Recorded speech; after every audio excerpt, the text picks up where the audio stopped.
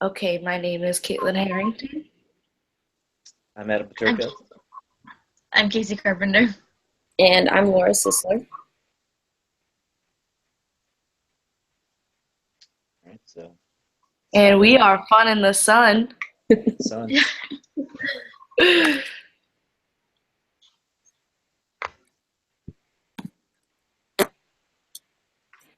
right, All right, are we ready to time it? let's do it. Yep. Here we go. Okay. So even though the sun is really far away from us, 92.96 million miles to be exact, we still experience a lot of side effects from the sun. Why is exposure to the sun so dangerous? So the sun radiates light to the earth that can be damaging. The light that is being radiated consists of three types of invisible ultraviolet rays, which are classified into UVA, UVB, and UVC rays. UVA rays are the ones that pass through the ozone layer the easiest. They cause skin aging and wrinkling and contribute to cancer, the most common form being melanoma. UVA rays are what make up a majority of sun exposure. Um, if anyone is familiar with tanning beds, or we're all familiar with tanning beds, but they primarily use UVA and UVB rays. What most people don't know is that a UVA tan does not protect from further sun damage. It just produces a color and a false sense of security. UVB rays cause sunburns, cataracts, and dangerous immune system effects. They can also contribute to skin cancer. It is thought that melanoma is associated with severe UVB sunburns that occur prior to the age of 20. And most UVB rays absorbed by the ozone layer, or most UVB rays are absorbed by the ozone layer, but enough pass through to cause significant damage. And lastly, there are UVC rays, which are the most dangerous, but fortunately for us, they are completely blocked by the ozone layer and don't reach Earth. All right, so there are some ways you can help stay safe in the sun. The dangerous times for the sun are between 10 a.m. and 4 p.m. So it's recommended that if you are out in the sun at those times, you either wear sunscreen, you wear dark clothes that are tightly woven, that way they can help stop the sun rays from going towards your skin, or you can stay in the shade. Um, Doing a combination of all of those three would be the best, but sometimes that is not always possible. It's also good to avoid tanning beds, unlike Laura just talked about those UV rays that are coming out of those as well. Um, you also should be checking your skin regularly, making sure you don't have any growths or moles or spots that you did not have before. If you do, you should definitely get those checked out. I know I did not know about is that some cosmetics and contact lenses also have UV ray protection. So that would be something to look into. So UV rays, the SPF stands for sun protection factor. There's the difference between SPF 15 and SPF 30. It is not actually double the protection. It takes, it's actually calculated by how long it takes your skin to burn after it's had that sunscreen on. So it's more of a time frame. Inorganic and organic sunscreen. That's more just kind of the makeup of it and what ingredients are involved.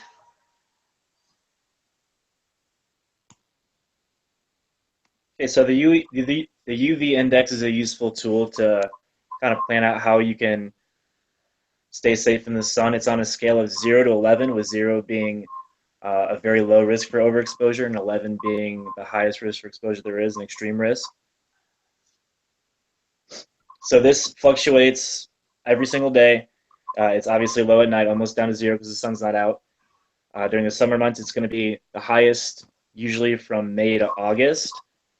And then there's a huge discrepancy in where you are in the country. So, for example, the southern states that have more sun, Florida, Arizona, California, are going to have a lot higher risk of overexposure. For example, in last year, Des Moines only had 60 days of the entire year where they were in the very higher extreme range for exposure. And Phoenix, Arizona had 180 days that were in the same category last year. So The National Weather Service provides data for almost every single U.S. zip code, and it's really easy to find. It's on the weather apps. There's a whole bunch of other apps that have some that deal specifically with trying to prevent cancer, telling you specifically when to stay out of the sun to prevent illness. And there's even some that say where to go just to get the best tan. All right, so to protect yourself from all of the UV rays that we talked about, you are supposed to use a broad spectrum sunscreen.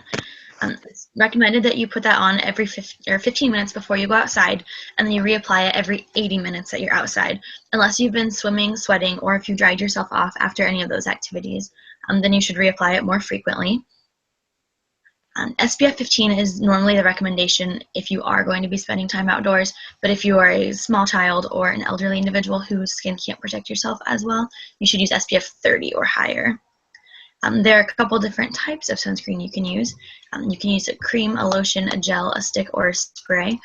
Those all kind of depend on what you're looking for in a sunscreen. But one of the things that people normally forget to do when they're putting sunscreen on is to put it on their lips, their ears, their eyes, and their scalp, especially if their hair is thinning, just because those are places that normally get overlooked but still need that sunscreen protection. And then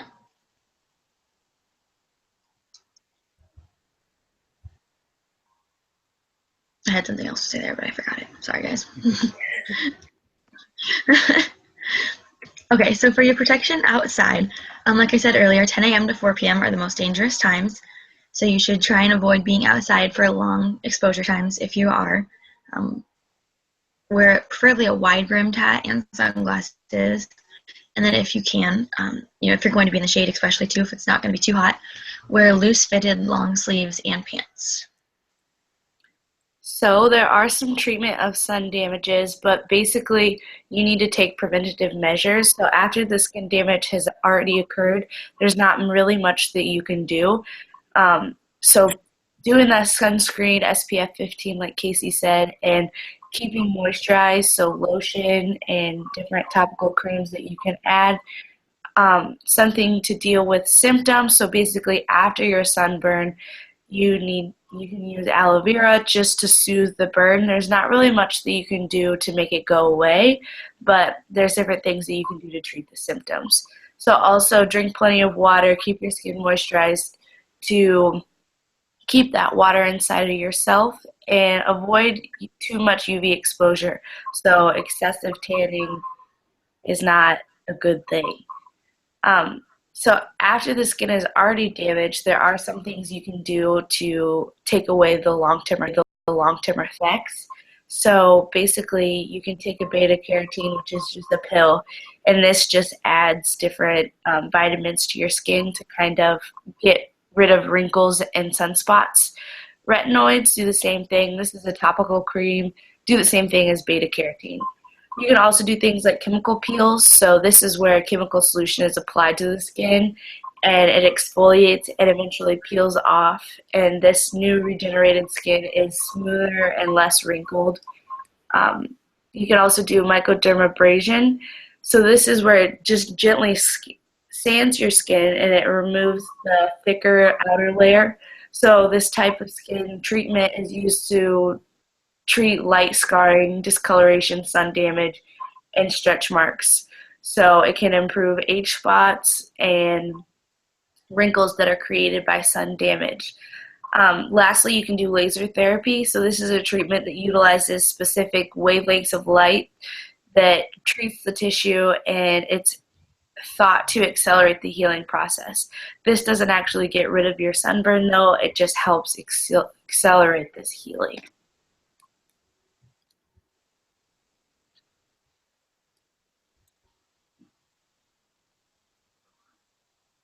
So there are many types of skin cancer, and it's important to know which type you have because it can affect your different treatment options.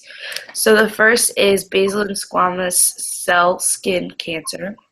So this is basically raised pink waxy bumps that bleed after minor injury. They may have superficial blood vessels and a central depression. They're just locally invasive, so that means they're not going to go to your whole body systemic. And okay, never mind. Next kind is melanoma. This is the most common type of skin cancer or due to sun damage. So this is because of a defect in the melanin producing cells. This is the types of cells that give your skin color. So if you're an organ transplant recipient, you have much higher risk for this. So avoiding the sun would be definitely beneficial. So the next is Merkel cell carcinoma. This, I don't know about, so I'll have to find that one. The next one is lymphoma of the skin. This one, I also don't know about. So I'll search those. And Kaposi sarcoma.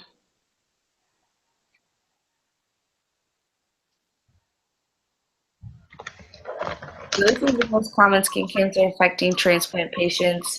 Dull red, rough, scaly lesions occur most frequently on sun-exposed areas, so your head, neck, ears, lips, all those places that Casey said that people forget to protect. This is an elevated risk for reoccurrence. Just these areas can be affected again. And that's pretty much it.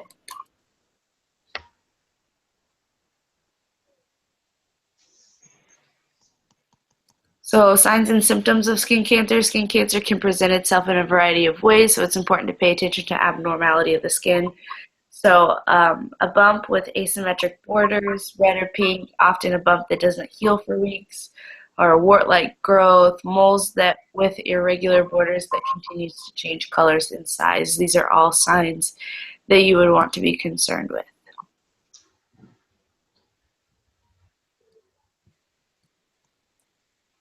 You want to skip to tanning beds?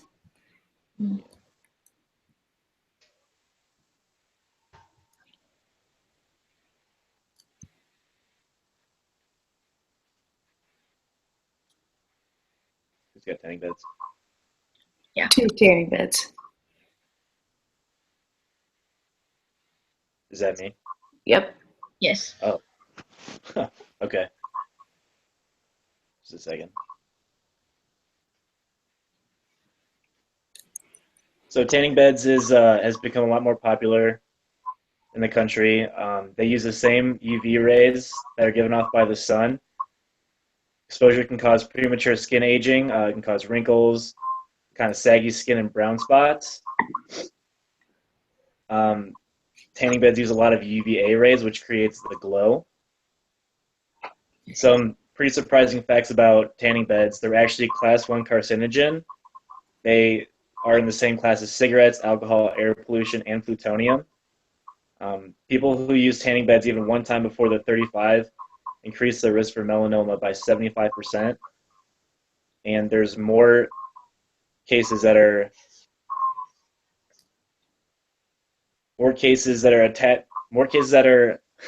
attached to the number of people using tanning beds than there are to the people who are getting lung cancer from smoking in a given year.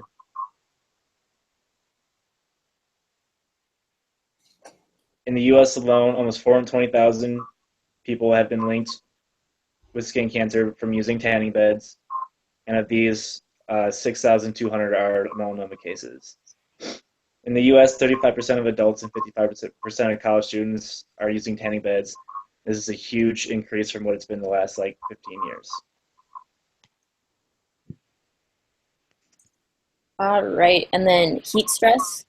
So there are a couple different heat illnesses that one can experience. The most severe being heat stroke. It's caused by your body overheating due to prolonged exposure to high temperature.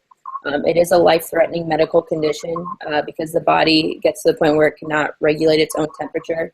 It can be classified by someone who has reached a temperature of 106 degrees Fahrenheit or higher. This can lead to brain damage or even death. Heat stroke can occur very quickly to children trapped in a car on a hot day, which is one of the biggest reasons why it's obviously not a good idea to leave your kids in the car. Symptoms can include severe headache, weakness or dizziness, confusion, nausea and vomiting, rapid respiration and heartbeat, loss of consciousness, seizure, lack of sweating, flushed, dry, hot skin, and a temperature of 106 or higher. It's important that one calls for help immediately. You get the child or the adult out of direct sunlight, indoors if possible. Get them undressed and sponge or douse them with cool water. Do not give them fluids unless they are awake or alert, because that could cause further issues, actually. Heat exhaustion. So it's going to include symptoms like increased thirst or fainting, muscle cramps, nausea, irritability, headache, increased sweating, cool, clammy skin, and an elevated temp, which is higher than normal but less than 104 degrees. It's important to find cool, air-conditioned space, remove any excess clothing, and provide sports drinks such as Gatorade to replenish, rehydrate, and then apply a cool compress to the skin if necessary. Heat cramps are going to be the most minor form of heat stress. It's muscle spasms that are caused as a result of low levels of water and salt. They usually occur during or after vigorous exercise that's done in extreme heat. Kids are at higher risk for this when they aren't staying hydrated, but playing outside for long periods of time. While they are painful, heat cramps on their own are not too serious, but should be treated immediately. Similar to heat exhaustion, it's important to just find a cool, preferably air-conditioned space. Make sure to rest and give drinks that contain salt and sugar, like I said, Gatorade, and then gently stretch or massage the cramped muscles. And then lastly, there's heat rash, which can range in severity, but is usually not painful or itchy. And it's something that will heal itself over time.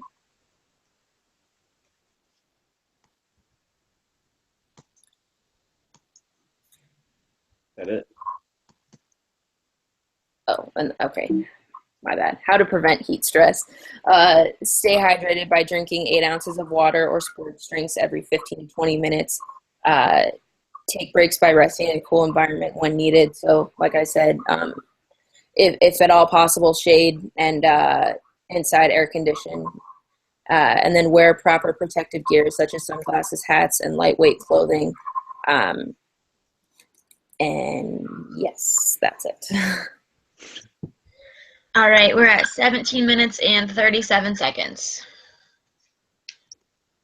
Not bad. Okay, I need to go over my parts for sure.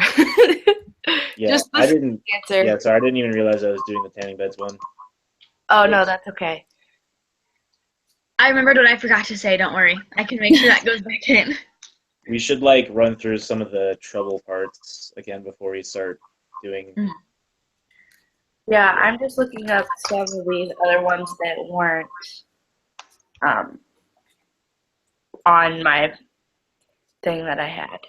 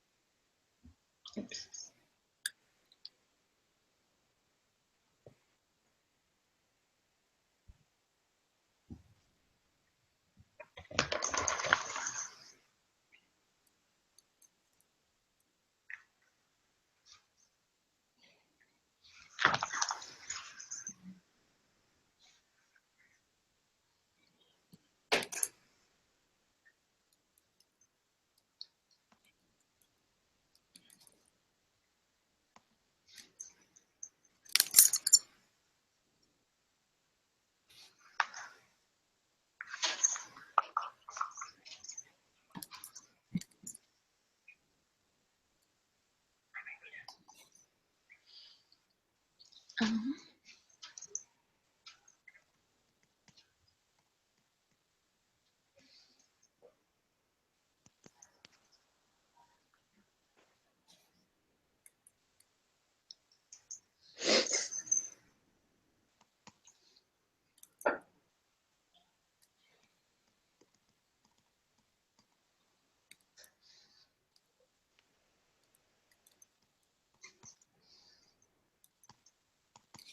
All right. So, what parts do you think, guys? What parts do you think we need to go over again? I'll do the tanning beds one again. I should probably run through Marley's heat stress ones one more time. Yeah, and I Yeah. should do Marley's skin cancer things again. I'm still just writing down a couple of notes that I want to include. So I forgot the difference of organic and inorganic sunscreen, so I'm writing Yeah, that down. I would like to go that's over what I was that. gonna say. You what? That's what I was gonna say. I forgot about that. I was gonna say something about that. All right. Yeah, I'm just gonna do the tanning bed one again.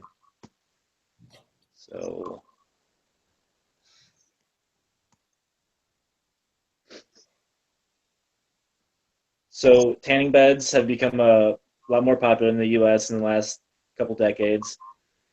They create the same UV rays that come from the sun. They use the majority of UVA rays, which penetrate deeper into the skin than UVB, which causes tanning, but it also causes a lot more skin damage. You can get wrinkles, saggy skin, and even brown spots from it. Some things that not everyone knows about tanning beds: they're a class 1 carcinogen along with cigarettes, alcohol, air pollution, and plutonium. If you go tanning even one time before you turn 35, you're at a 75% chance increase of getting melanoma. And every year, tanning causes more cases of skin cancer than smoking cigarettes causes lung cancer. In the U.S. alone, almost 420 cases of skin cancer can be linked to indoor tanning. Of these, almost 6,200 are melanoma cases. And as I said, this is becoming a much more popular trend in the United States. 35% of adults have said they've gone indoor tanning, and over 55% of college students have done the same. Better? that's pretty good. Okay. Heat stress. So there are a couple different heat illnesses that can be caused by exposure to the sun.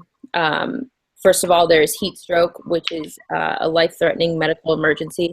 It's when the body cannot regulate its own temperature, causing it to climb from its normal levels up to 106 degrees Fahrenheit or higher. This can lead to brain damage or even death. Heat stroke can occur very quickly to children that are trapped in cars on a hot day, which is one of the biggest reasons why it's encouraged that you not leave your kids in a car. Symptoms can include severe headache, weakness or dizziness, confusion, nausea, rapid respiration and heartbeat, loss of consciousness, seizure, lack of sweating, flushed, dry, hot skin, and a temperature of 106 or higher. It's important that you call for help immediately. Get the child or the adult out of direct sunlight, indoors if possible. Undress them and sponge or douse them with cold water, and do not give fluids unless they are awake and alert. Heat exhaustion is usually caused by dehydration. Symptoms can include increased thirst, fainting, muscle cramps, nausea and vomiting, irritability, headache, increased sweating, cool, clammy skin, and an elevated body temperature that does not exceed 104 degrees Fahrenheit. You want to find a cool, air-conditioned space and remove any excess clothing on the person. Provide liquids such as Gatorade. Apply a cool compress to the skin, and then consult a doctor if problems persist. Heat cramps are going to be the most minimal of the heat ailments that can be experienced. These are muscle spasms that are caused as a result of low levels of water and salt. They are brief, painful cramps that can be experienced in the legs, arms, or abdomen, and they typically occur during or after vigorous exercise that is done in extreme heat. Kids are at higher risk when they aren't staying hydrated while they're playing outside for excessive periods of time. And while painful, like I said, they're not too serious on their own, but they should be treated immediately. Similar to any other heat stress, you want to find a cool place to rest, give drinks that contain salt and sugar, such as Gatorade, and then gently stretch or massage the cramped muscles. Lastly, one can experience heat rash. It can range in severity and is usually not too painful or itchy, but it's something that can happen, and it usually tends to resolve itself over time. Heat stress can also cause injury due to occupational hazards such as sweaty palms, fogged up safety glasses, dizziness, and burns. Some of the workers that can be are at greater risk are going to be firefighters, construction workers, farmers, and those over 65 years of age who have pre-existing medical conditions. Really simple to prevent heat stress. Stay hydrated by drinking 8 ounces of water or sports drinks every 15 to 20 minutes. Make sure to know your limits. Take breaks by resting in a cool environment when needed. And always wear proper protective gear such as sunglasses, hats, lightweight clothing, and of course sunscreen when outside. Crushed it. Thanks, girl. Okay, let me try my cancer one again.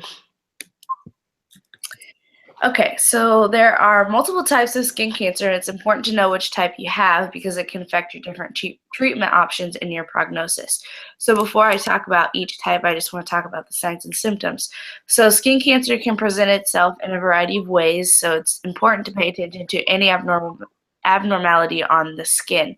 So some typical types of signs include a bump with raised asymmetric borders, red or pink open bump that doesn't heal for weeks, wart-like growth, moles with irregular borders that continues to change colors and size. So the first type of skin cancer I will talk about is basal cell. So this is basically raised pink waxy bumps that may bleed following minor injury.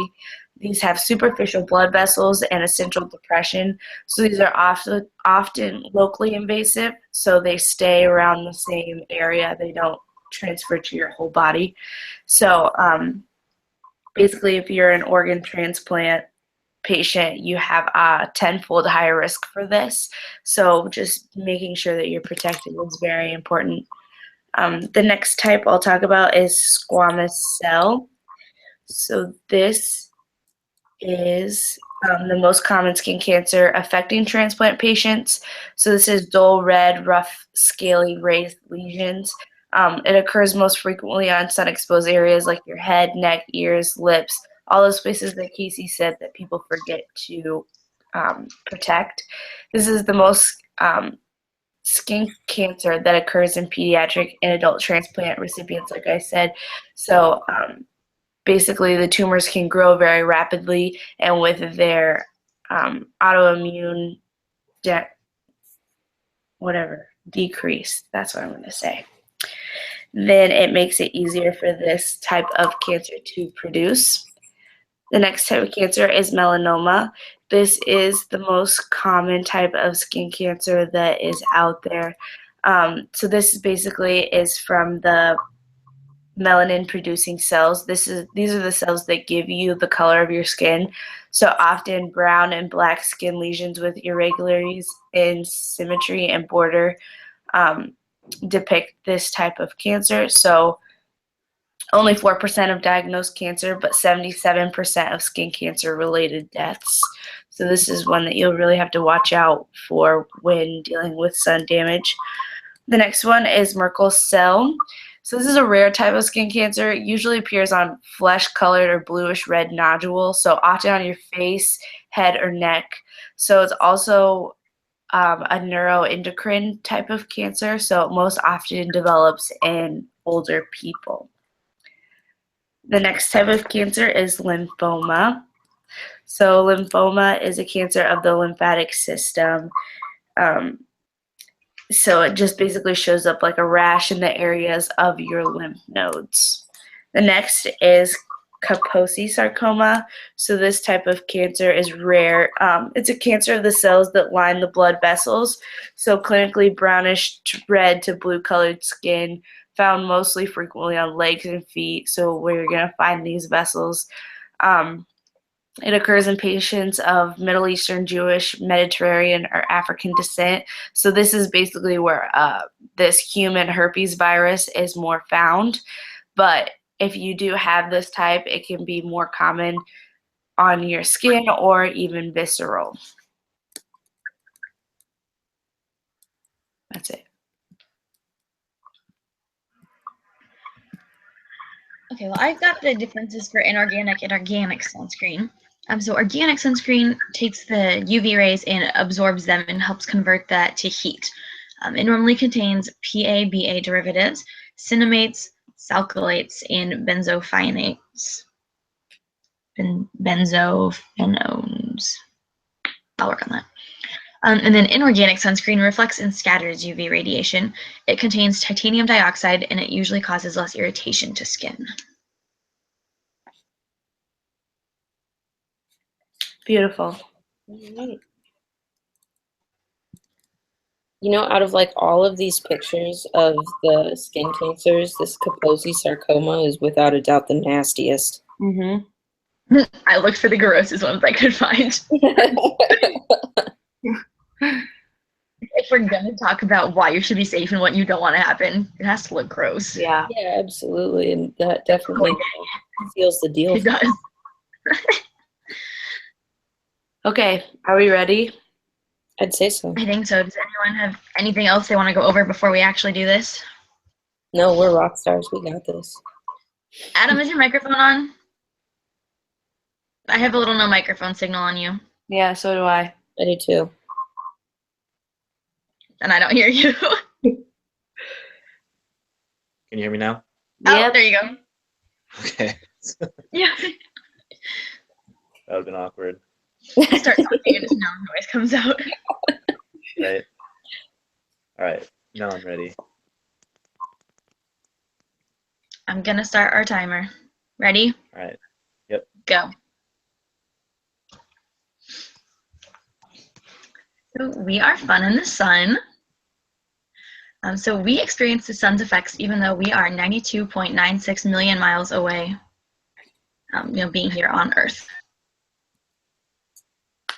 All right. Why is exposure to the sun so dangerous? The sun radiates light onto the earth that can be damaging. This light consists of 3 different invisible ultraviolet rays classified into UVA, UVB, and UVC rays. UVA is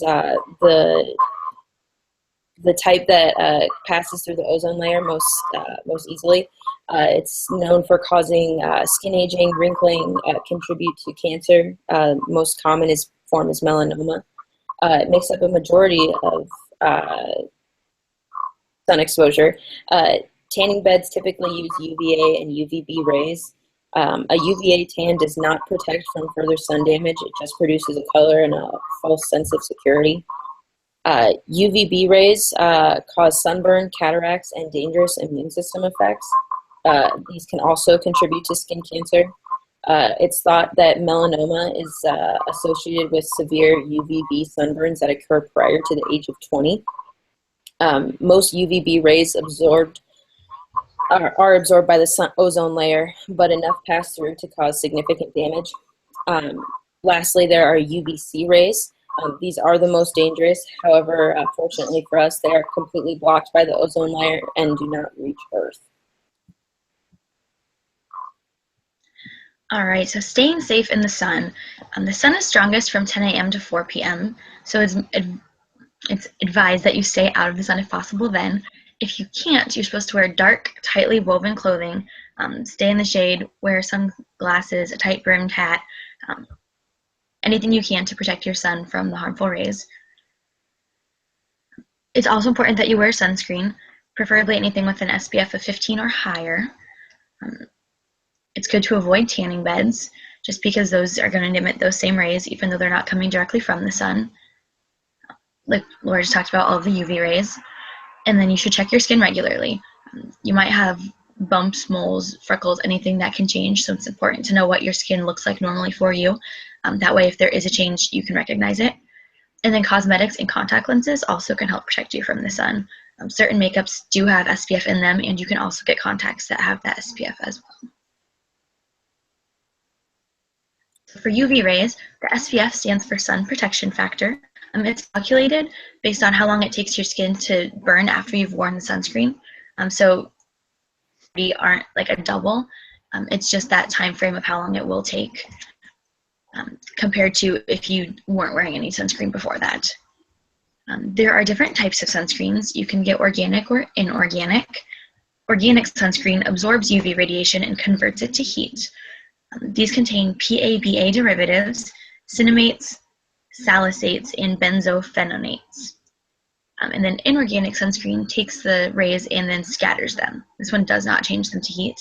It normally contains titanium dioxide, and people typically like inorganic sunscreen better because it's known to cause less skin irritation. All right, so the UV index is a very useful tool for planning how to stay safe in the sun. It's a scale from 0 to 11, with 0 being very low risk of overexposure and 11 being an extreme risk of overexposure. This value constantly fluctuates from day to day, hour to hour. It's usually very high during the afternoon hours, 10 to 4, usually almost non-existent at night. This is going to fluctuate a lot during the year. It's going to be very high in the summer months, typically May through August. And then another big factor about how high the UV index is where you are. For example, Des Moines last year had only 60 days that were in the categories of very high to extreme overexposure risk, where Arizona Phoenix had 180 days that were in the same category. So the National Weather Service provides data for almost every single zip code in the United States. These results are published by the EPA, and there's a whole bunch of ways you can check it. They have phone apps that not only can tell you just the values, but they also have specialized ones that can tell you how to prevent skin cancer, and also things like where to go to get a good tan. All right, sunscreen. It's recommended that you use a broad spectrum sunscreen. This is going to help protect you from UVA and UVB rays, not just one. You should apply sunscreen at least 15 minutes before you go outside. That way it's had enough time to fully absorb, and then you will have that protection. When you are outside, you should reapply it every 80 minutes. Unless you've been swimming, sweating, if you've dried off after any of those activities, then you should reapply it more frequently. Like I said, it's recommended that you do wear SPF 15, but if you are an elderly individual or a small child, you should wear SPF 30 or higher, just because that is going to help your skin specifically. And then there are different kinds of sunscreen. You can get a cream, lotion, gel, stick, or spray. They are kind of personal preferences, but cream normally helps if you have drier skin. A lotion will help cover large areas quicker. A gel is better if you have hairier areas. So if you're a man, if you've got hairy chest or hairier arms, you should be using a gel. A sunscreen stick is good for your face and around your eyes. And then a spray is good for children, just because you can spray it easier and make sure you've got full coverage. Another important thing about sunscreen, you should wear it when you're outside at all times. It does not matter the season, because those rays can bounce off of concrete, snow, water. It does not really matter what they can bounce off of. They will find a way to get you. And then you should make sure you're using the sunscreen to apply it on your lips, on your ears, on your nose, your scalp, your neck, those places that people might not think about that do still get that harmful exposure. Like we talked about protection outside, that 10 a.m. to 4 p.m. is the most dangerous time for the sun. So if you do absolutely have to be outside in that time, try and make sure you spend some of it in the shade. If you can, wear like a big sun hat to help cover your neck and your ears and those more sensitive places. And then if it's not too hot, wear some sleeves just to make sure you're not getting all of those rays. So the treatment of sun damage, so there's not much you can do after your skin has already been damaged. So you need to take preventative measures. So like Casey said, using sunscreen, SPF 15 or SPF 30 if you're young or old. Also keeping your skin moisturized, so lotion and drinking plenty of water to avoid the seepage of your water through your skin. Also, what you can do after you have been burnt or something like that, there's not really much you can do to treat the burn itself, but you can do a lot of things to treat the symptoms. So putting aloe vera on to soothe the burn, or in extreme cases, taking ibuprofen or Tylenol to relieve the symptoms. Also, avoid too much UV exposure. So tanning isn't always a good thing. So after your skin has been damaged, there are some things you can do. This basically treats the sunspots or wrinkles that you may have developed after your skin has been damaged. The first thing you can do is take a beta carotene. This is just a pill that adds in extra vitamins to your skin to make your skin kind of remove those wrinkles or those sunspots. You can also use retinoids. So this is a topical cream that does the same thing as beta carotene, just adds in those vitamins that you may need. The next kind of invasive procedure you can do is a chemical peels. So this is a chemical solution. It's applied to the skin and it causes it to exfoliate and eventually peel off. So the new skin is usually smoother and less wrinkled. You can also do a microdermabrasion. So this is basically where you gently sand your skin, removing the thicker outer layer. So this type of skin rejuvenation is used to treat light scarring, discoloration, sun damage, even stretch marks. So this can improve age spots, sunspots, and wrinkles that are caused by the skin. Next, you can do a laser therapy. So this treatment utilizes specific wavelengths of light to interact with tissue. And it's thought to help excel the healing process. So next, the type of skin cancer. So there's multiple types of skin cancer, and it's important to know which type you have because it can affect your treatment options and your prognosis. So before I talk about the specific types of cancer, I want to talk about the signs and symptoms. So skin cancer can present itself in a variety of ways, so it's important to pay attention to any abnormality on your skin. So some typical signs is a bump, raised, asymmetric borders, red or pink, maybe a bump that doesn't heal for weeks, something that's like a wart-like growth, or moles with irregular borders that continue to change colors and size. So the first type of cancer I want to talk about is basal cell cancer. This is raised pink waxy bumps that may often bleed following minor injuries. This just is localized, so it doesn't affect your whole system, but superficial blood vessels may bleed and you may have a central depression. If you're an organ transplant recipient, you have a tenfold higher risk for getting this type of cancer. So the next cancer I want to talk about is squamous cell. This is the most common skin cancer affecting transplant patients. So you get these dull red, rough, scaly, raised skin lesions. These occur most frequently in those areas that Casey said people often forget to protect. So your head, neck, ears, lips, and back of hands or your forearms. This is just an elevated risk for recurrence or metastasis.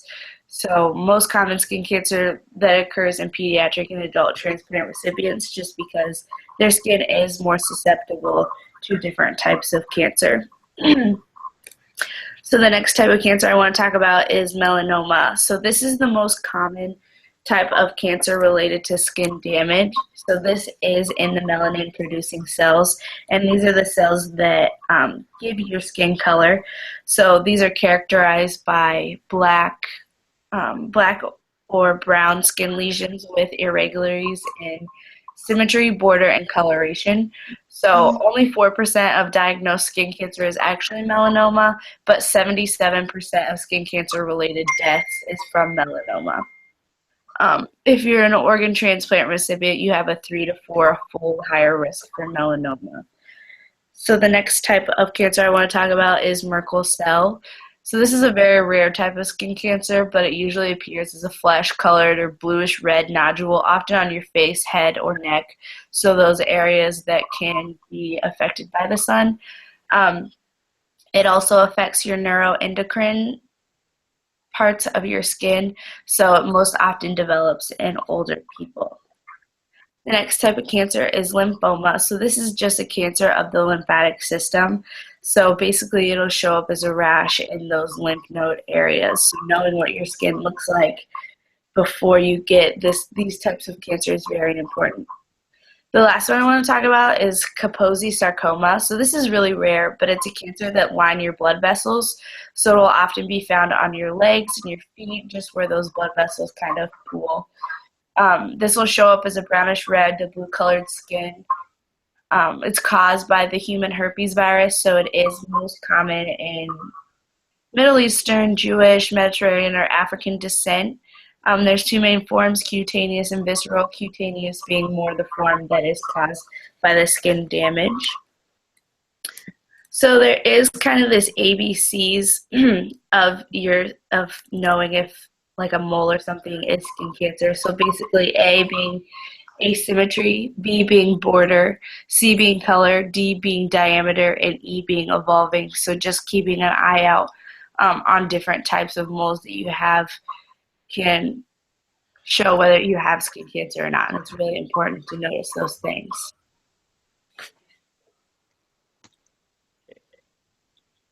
Tanning beds mimic the glow of the sun by using the same UVA rays that the sun emits. The UVA rays actually have a smaller wavelength, so they penetrate deeper into the skin than UVB rays do. Because it's going deeper in the dermis, it's going to cause a better tan because it produces more melanin, but this also causes a lot more skin problems, wrinkles, saggy skin, and brown spots. Some facts that a lot of people don't know about tanning is that it's actually class 1 carcinogen along with cigarette smoking, alcohol, air pollution, and plutonium. There's more. If even using a tanning bed one time before you turn 35 increases your chance of getting melanoma by 75%. So just even one time, you have a lot higher risk of getting cancer. The number of skin cancers, cases that are due to tanning every year is higher than the cases of lung cancer that are due to smoking every year in the U.S. And that's over 420,000 people getting skin cancer from indoor tanning every year. In the United States alone, 35% of adults and 55% of college students have been using tanning beds. So that's a trend that's been recent in the last like 20 years or so. All right, heat stress. There are a couple different forms of heat ailments that one can experience. First and foremost is heat stroke. It's the most serious of all the different types of heat stress. It is a life-threatening medical emergency where the body cannot regulate its own temperature, causing it to climb from its normal level up to 106 degrees Fahrenheit or even higher. This can lead to brain damage or even death. Heat stroke can occur very quickly in young children that are trapped in a car on a hot day, which is obviously one of the most important reasons why you shouldn't leave your child in a car. Symptoms include severe headache, weakness or dizziness, confusion, nausea, rapid respiration and heartbeat, loss of consciousness, seizure, lack of sweating, flushed, dry, hot skin, and then obviously a temperature of 106 or higher. It's important that you call for help immediately. Get the child or adult out of direct sunlight, indoors if possible, and unless they are alert and awake, do not try and feed them fluids. Next is heat exhaustion, usually due to dehydration. Symptoms include increased thirst, fainting, muscle cramps, nausea and vomiting, irritability, headache, increased sweating, cool, clammy skin, and an elevated body temperature that does not exceed 104 degrees. Important to find a cool, air-conditioned space if possible. Remove any excess clothing and provide liquids such as Gatorade. Apply a cool compress to the skin and consult a doctor if problems persist. Heat cramps are going to be the most minor form of heat stress that one can experience. These are muscle spasms that are a result of low water and salt. They are brief, painful muscle cramps that occur in the legs, arms, or abdomen, and they typically happen after or during vigorous exercise that is done in extreme heat. The sweating causes the body to lose the salts and fluids, like I mentioned, and kids are at a higher risk when they aren't safe about playing outside for long periods of time. While painful, heat cramps are on their own are not too serious, but they should be treated immediately. Like any other heat ailment, it's important to find a cool place to rest, give drinks that can replenish the lost salt, sugar, and liquid such as Gatorade, and then gently stretch or massage the cramped muscles until they kind of work themselves out. Lastly is heat rash, also a minor form of the heat stress, can range in severity and is usually not painful or itchy, and over a period of time it will resolve itself. Heat stress can cause injury due to occupational hazards such as sweaty palms, fogged up safety glasses, dizziness, and burns. There are a couple different careers that cause people to be at higher risk. Some of those are firefighters, construction workers, farmers, and those over the age of 65 with pre-existing medical conditions. It's really simple, but also really important to take preventative measures to avoid heat stress. Some of those include staying hydrated by drinking 8 ounces of water or sports drink every 15 to 20 minutes. Take breaks by resting in a cool environment when needed, preferably with air conditioning if possible. Wear proper protective gear such as sunglasses, hats, and lightweight clothing. And above all else, when outside, definitely use proper sunscreen. All right. And Good job, team. So now we have to spend a few minutes discussing our individual reactions and experiments. Or experience, my bad. well, it's definitely interesting having to pick up some slides. I know those like statistics that were right there, I kept getting tripped up on those. I kept wanting to say one and I was supposed to say the other, getting them mixed around. So that was fun. I think it says something about our ability to work together that it was that easy to pick up the slack since Marley wasn't able to make it and do it in such a fluid manner. Yeah, I think we did pretty good for not really knowing what we were talking about at one point. No, I think it went well. I think we got everything covered. It went smoothly.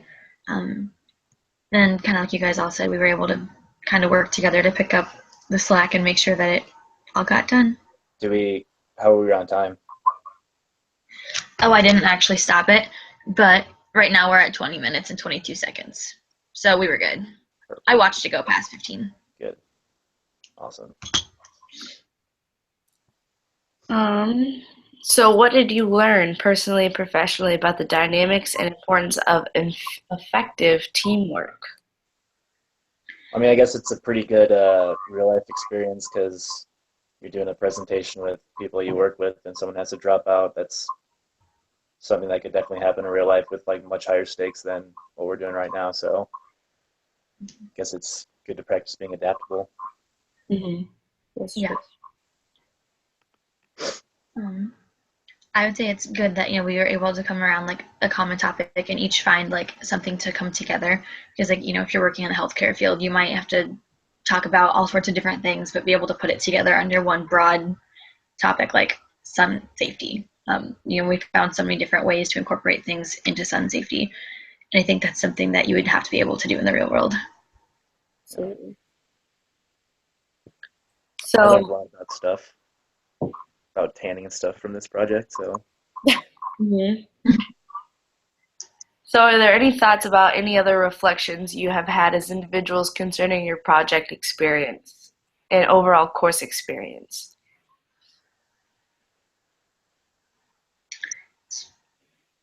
I would say the course is definitely what I expected it to be when I signed up.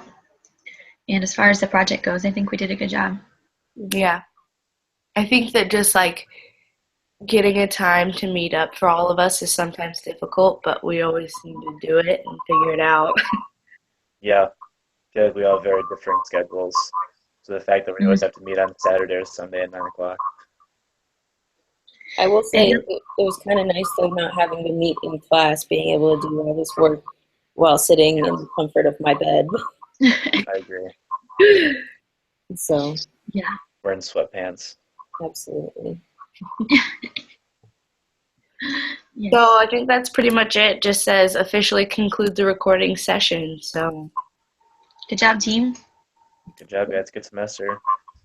Yes. Good luck with finals. Yeah, you too, Yeah. guys, and Merry Christmas and Happy Holidays and all that stuff. That was a good conclusion.